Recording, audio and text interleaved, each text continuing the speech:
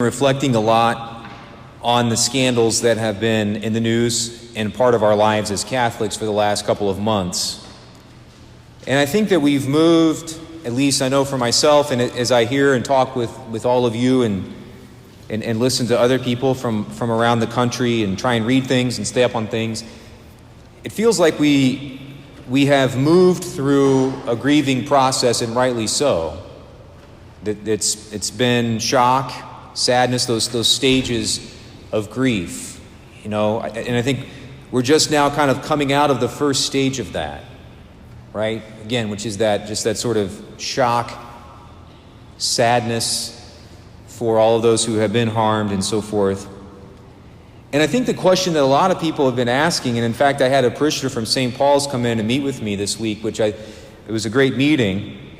And he kind of asked the same thing that I think all of us are kind of asking as well. And I hear people around the country saying, which is, what's next?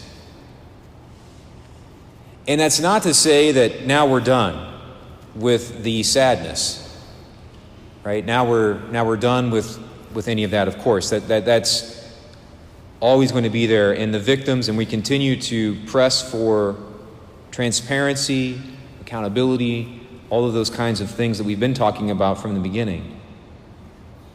But I think people are starting to ask, and I've seen different people suggesting things and starting to have those conversations, now what?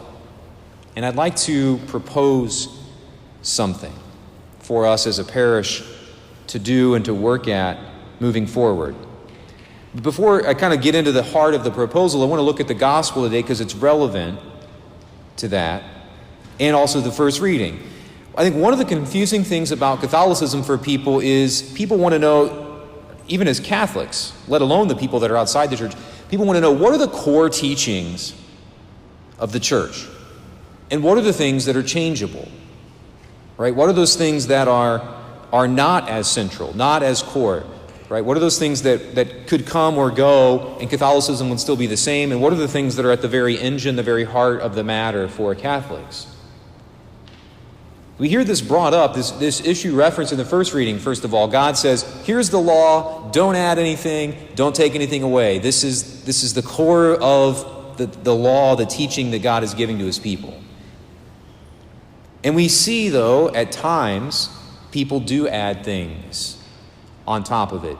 Not the church, but I think people in general start to add things to the law. And that's exactly what happens in the gospel. Jesus says, you guys are following laws that are traditions of the elders. They're not the traditions of God. They're not the scriptures. God's law, if you want to find out God's law, Jesus is saying, go back and read the Bible. The Torah, right? The first 5 books of the Bible. Genesis, Exodus, Leviticus. That's where God's law is. And it doesn't say anything about purifying cups and jugs and kettles and beds. Jesus is saying you're following these things, and that's not even part of, that's not what you find. And that's why he uses the phrase, the tradition of the elders. It's not the tradition of God, it's not the teaching of God, it's the tradition of the elders that had just kind of started to creep in.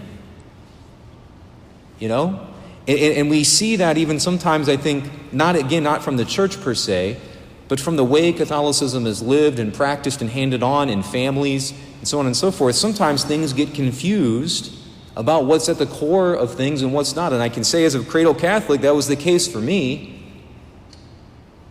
Right? I had no idea, is eating meat on Friday or not? Not eating it in Lent, where is that? Is that like at the very core of the church? Is that something that somebody just added? Or is it some kind of church teaching that's not at the core, but is a teaching of the church? I didn't know. What about, is Mass every weekend a requirement? Or is that changeable? Is that just something that somebody started saying, you got to do that? Is the St. Vincent de Paul hog raffle? Do you have to buy a ticket? Or you're a bad Catholic? Is the St. Vincent de Paul hog raffle? Where is that? Is that at the core? Is that, you take anything, right? Stations of the Cross on Fridays and Lent. Where I didn't know. I went to 12 years of Catholic school. And there were a lot of things that I didn't understand about those things. And I think that there are two basic reasons that we're not sure, right? We're not sure what's at the core of our Catholic faith and what are more peripheral things, what are more changeable things, or what are even things that people have just added on that aren't even in the Church's teaching. There are two main reasons. I think one of the reasons we struggle with it is because, like most of us, we just don't know. Right? We don't know what's at the core of our faith and what is more changeable. Some people, though, do know, but they find it easier to emphasize things of less importance. I think that's what's going on in the gospel today. They knew what was God's law, and they knew what had been handed on from their families and the traditions of the elders, but they chose to obsess over the meaningless things because they found the core too hard. That's why Jesus really lays into them. I think for those who just, like us, for most of us that aren't sure, I think Jesus is gentler, but I think Jesus would also tell us, learn them. And I think for me, as I went into the seminary, one of the beautiful things that I took away from that 6 years of formation and reading and learning about my faith is I started to realize what is at the core and what is not. And I'll just give you an example of that. One of the things that with regards to this whole scandal is the idea of priestly celibacy, right? Priests not getting married. And then you also have the thing out there that, that's been around, why aren't women allowed to be ordained priests? If you'd asked me, where do those rank, I would have said, I don't know. I know we do both. That's a big deal in the church. But as you learn, and as I began to understand and start to read things and study my faith, I realized that there's 200 priests in the United States that are married.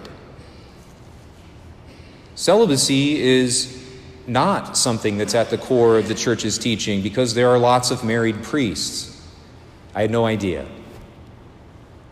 But the Church does say very much at the heart of its teaching that the priest is supposed to be and will always be a man. And it has to do with the Church's teaching and understanding of our humanity. And I don't want to make this a homily about women's ordinations or male ordinations. That's not it. But celibacy and women's ordinations, one of them is very changeable, and one of them will never change. And if you'd asked me that, again, 6 years ago, I would have had no idea where to order them or structure them or rank them. So I think we have to learn about our faith.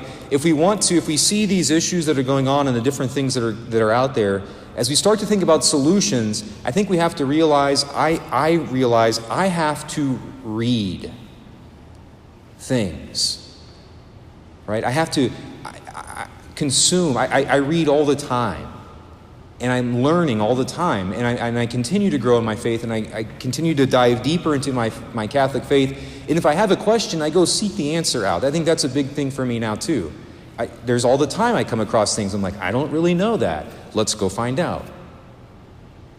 There's a lot of things that are out there, right, about this whole scandal, about how we might address it, but we have to first and foremost know the basic things of our faith, what's at the core, and what types of things are changeable. We have to learn and read, and not just sort of, not that anybody's doing this, but us just kind of, riffing on our own little things that we think should change isn't going to bear a lot of weight if we're not coming from a place where we understand the issue. So here's what I'm asking to happen as we move to this stage of maybe starting to think about solutions.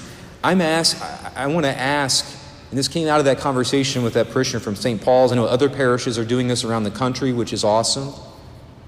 I want to invite you over the next 2 or 3 weeks to get together with your group of friends in the parish, whoever they are, and just have a dinner or have an opportunity, have an evening where you can get together.